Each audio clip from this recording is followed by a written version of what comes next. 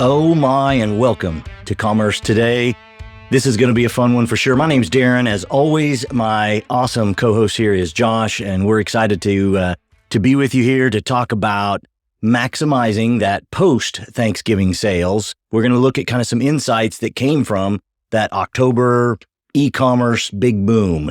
So, Josh, this is going to be a fun one. It is. Well, and for those watching the live stream, there's a bit of a time warp here. So if you're watching the live stream, it is the week before Thanksgiving. If you're listening to the podcast, it is the week after Thanksgiving. So having a little bit of fun with that and already imagining my Thanksgiving dinner.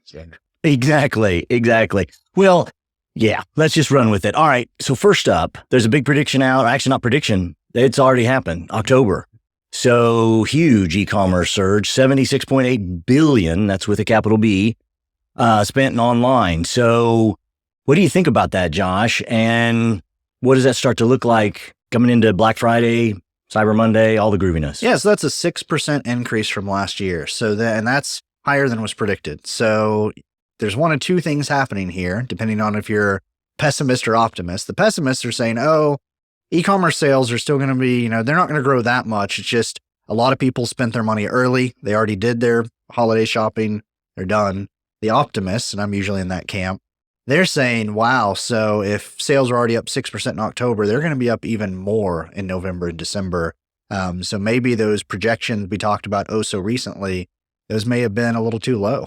There is an argument to say that people spent money early because I think it's you that was telling me about almost a week ago that Black Friday started in Walmart and they were already at Black Friday and it was a Wednesday, if I remember right. Yes, it was. That was a lot of fun. Yeah, apparently some Walmart stores are having their associates greet people at the cash register and say, "Do you know it's Black Friday today?" Because they already started their deals, despite the fact that it was not a Friday and it especially wasn't Black Friday. So it's interesting. This is not for this podcast, but I do at some point want to research when did Black Friday switch from Black Friday to basically November 1st and on actually October sometime and just start. Anyway, definitely. There's probably some trends on that, but talking about trends. So, all right, what did we see, Josh? What were any of the trends that we saw in October that we can at least predict and even look at going into now Black Friday and Cyber Monday? So if you've listened to our podcast for more than a few weeks, then you already know this. And if you haven't, then shame on you. You need to keep listening. Basically, October's results were driven in large part by buy now, pay later usage and by discounts. So that is what consumers are looking for. They're looking for something that at least makes them feel like they got a good deal and something that allows them to defer the spending hangover from the holidays into next year. Do we know it all or have any idea on what kind of a breakdown there was between the buy now, pay later and the discounts? I haven't seen exact numbers yet. A lot of these numbers are still coming out just because we're everybody's a little busy right now in the e-commerce world, in case you haven't noticed. Right.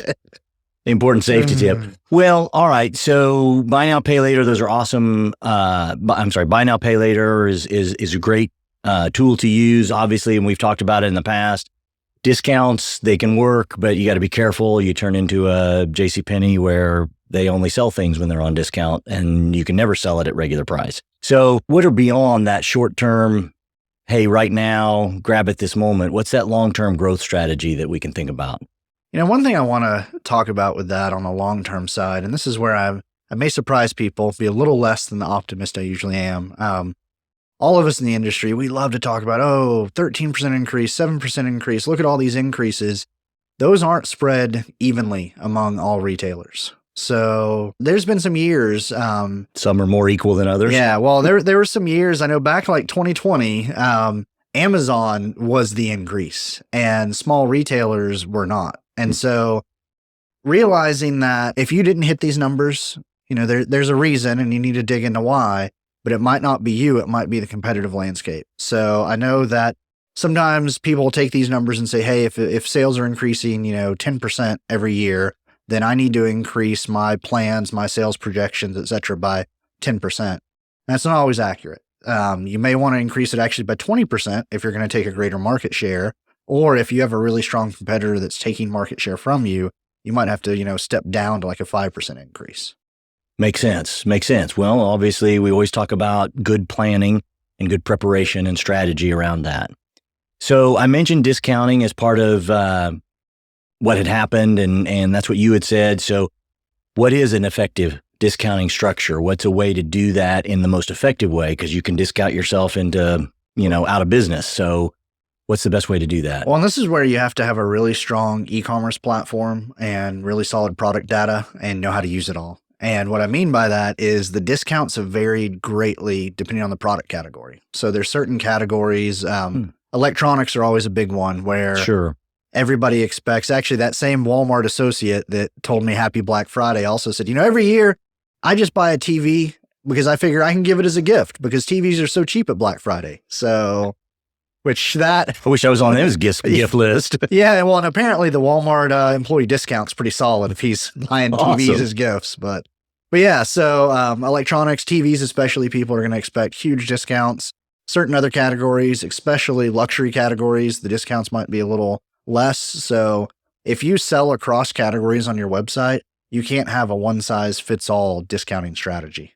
Got it. All right. Well, what's kind of our reflection, if you will, on post the Cyber Week? I mean, kind of reflecting on what happened, some strategies, and how do you maintain and keep that momentum going afterwards? Because it doesn't stop, and you can't just go take a nap or go to your beach house and stay there.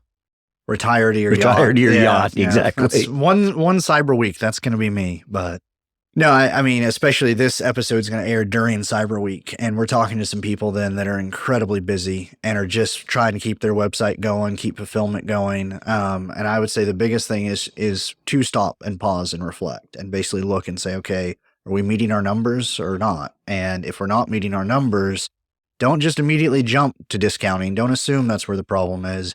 Kind of go back to that same formula I always talk about with e-commerce. Do you have the right number of people coming to your site? Are those people converting at the right rate? And are you retaining them at the right rate? And so discounting can definitely help with the conversion rate. But if you're not getting as much traffic, if there's some sort of drop, in your traffic for some reason, then discounting is not necessarily going to help. If anything, discounting might hurt. It. Yeah. Well, and something you said there, Josh, and I just this is a little bit of a side note to this, but if you have listened to this podcast more than once or whatever, there is a pretty common theme that is reflected through all of it. One is take some time to reflect, take a moment. It doesn't have to be hours or weeks or days or whatever, but it can be take 30 minutes, pause, think about it, just look at it, and then always strategize, always kind of get yourself and a pen and paper or get other people in a room, smart people on a whiteboard and strategize and look at the numbers and do some analysis. So that's a common theme that I think almost every one of the episodes that we've done, somewhere in there, Josh, you've said those words. So I think it's good to pull that out in our reflection kind of after the fact. But what about strategies to handle any economic challenges, some economic resilience that we might need to think about? Yeah. So it's probably too late to deploy buy now, pay later if you haven't. I have mixed feelings about that from a societal standpoint, but from an e-commerce conversion rate standpoint, like you have to be offering buy now, pay later. If that's not an option, you don't have that, then that is where really discounting does become your best bet.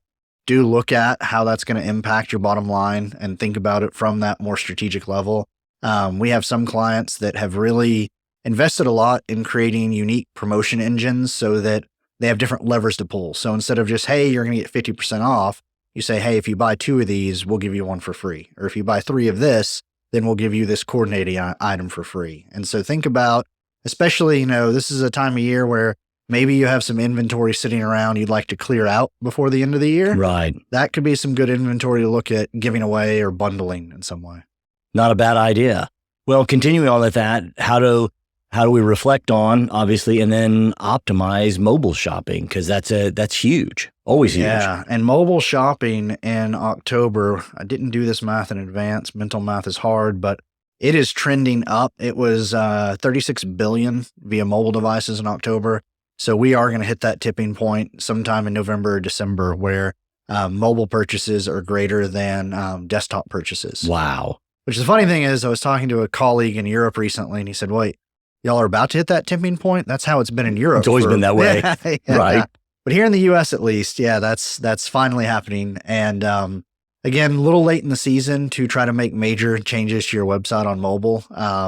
However, I do remember way back in the early days, a customer I was working with directly that they weren't really hitting their numbers that holiday season. And we looked at their site and we realized pretty easily with their e-commerce platform, we could add a banner just on mobile that would appear at the top of the site that we could put some specific mobile messaging on and really think about, okay, this person's probably standing in a store comparison shopping. What sort of offer could I pop into the header of my site, into a banner that appears on mobile to convince them to, hey, don't just comparison shop, but actually buy the product from my website. So getting creative with things like that. And then if your mobile numbers aren't where you want them to be this holiday season, you probably ought to start talking to an agency now about getting that fixed for the spring. Absolutely. Absolutely. Start early, start often. So, all right, now we get to look at kind of the popular products. What were winners? What are the winners and losers there? And how does that affect us going forward? Yeah, and I can't wait to see the results for the whole holiday season. The early winners in October have been Legos and Bluetooth headphones, which I understand the Legos. I could always have more Lego kits. Like they crank out new kits like crazy, but doesn't everyone already own 2 or 3 Bluetooth headphones? Like it feels that way. You and I do, at least. But that does point out like you need to know your category well and your products well. Something I love. I was in a conversation with a client earlier this week and basically was saying, hey, I am the expert on e-commerce strategy. You are the expert on your products. Right. And so you need to know which products should you carry a deep stock on and which shouldn't you. And again, a little late to plan that now for the holiday season, but this is an opportunity if you can pause and reflect. If you have a product that you feel like was going to be a hot seller and you're halfway through Cyber Week and you still have a ton of those left, might be time to do some discounting or special offers for sure.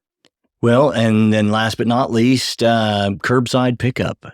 Where do you see that heading? Kind of what's the results, or what are we feeling from that coming out of this season? Yeah, so in October, 18% of omni-channel orders were for curbside pickup, which doesn't sound like a lot, but it is. That is a huge benchmark for that. That is pretty huge. Yeah, and I think that only indicates an even greater growth. You know, we talked about how last year, the few days before Christmas, well over 50% of omni-channel orders were for curbside pickup.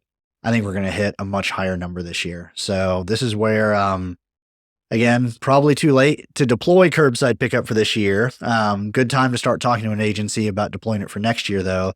But even if you have it, review your staffing plans, review the experience. Let's say suddenly in a week or two, your curbside pickup orders double. Do you have the store staff and the processes in place to get those orders out to the cars in a reasonable amount of time? Because if you don't, people may not choose you next year when they're doing that last minute holiday shopping. Exactly. And as always, reflect on where you're at. If they're not where you want them, reflect on ways that going into the final month of the year, what are changes that you can implement that would and can make a difference? Well, Josh, this has been fun. We kind of went through it quick of a whole bunch of reflective things coming off of Cyber Week, Black Friday, and Cyber Monday. We definitely had some great surge. There's been some great movement, and that's awesome. But you always have to be careful. That can be in certain areas, and it might not be in your area. So you got to understand that product mix, what's happening, discounting, buy now, pay later, all of the groovy levers that can be pulled inside your store and inside your platform. So, any last thoughts as we close this one out? Yeah, just hope everybody had a wonderful. Has had a wonderful Thanksgiving. Exactly what Josh said. So with that, we appreciate you being here. As always, please hit subscribe, like, all of the groovy buttons there. We would love to hear from you as well. And as always, have happy holidays. And we're excited to have you here at Commerce Today. Take care.